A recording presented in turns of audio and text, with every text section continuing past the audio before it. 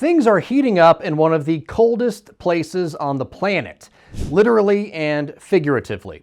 For the better part of July and into early August, some of the most elite special operations forces in the U.S. military took part in an exercise known as Operation Polar Dagger. The exercises are meant to put the most highly trained U.S. personnel, along with their tactics and equipment, to the test in one of the most unforgiving environments on the planet. This year's Polar Dagger exercises are the first since the Pentagon released its updated review of U.S. Arctic strategy, which calls the region critical to the defense of the U.S. homeland.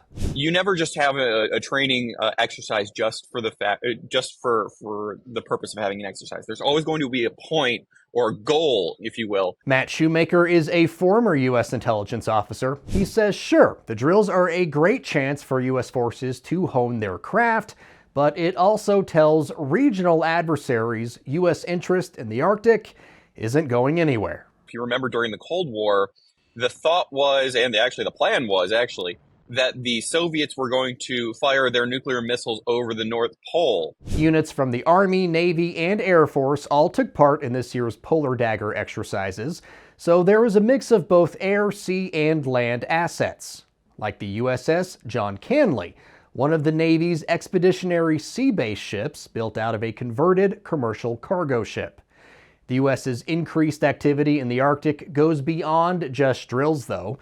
The Army announced it's activating a new aviation command in Alaska. The 11th Airborne Division, aka the Arctic Angels, stood up its Arctic Aviation Command at Fort Wainwright, which will oversee 2 active-duty aviation battalions.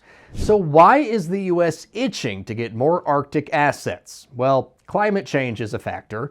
There's less ice in the Arctic, and scientists think soon the shipping lanes could be open year-round. Russia and China are also a major factor. Both want to use those open shipping lanes to ship goods to Europe. But no one in the West or NATO wants to see China trying to throw its weight around in the Arctic like it's doing in the South China Sea.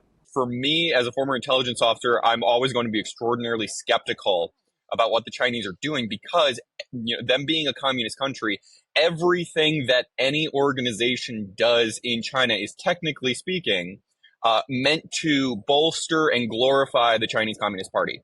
At the end of the day, everything that is produced is meant to showcase how wonderful Chinese communism is. China has scientists positioned at Arctic sites all over the globe, conducting environmental research which is seen as dual use, meaning the findings could also be used to benefit the military. Anytime that there's dual use, anything, that's always going to at least raise eyebrows and throw up a couple red flags just to take a closer look, if you will. Studying ionic changes in the atmosphere can help weather prediction, but the findings can also be used to help missiles better fly through the atmosphere.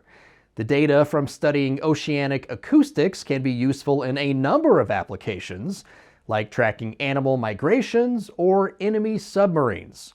Well, a war with China in the Arctic, Pacific, or elsewhere is not a foregone conclusion.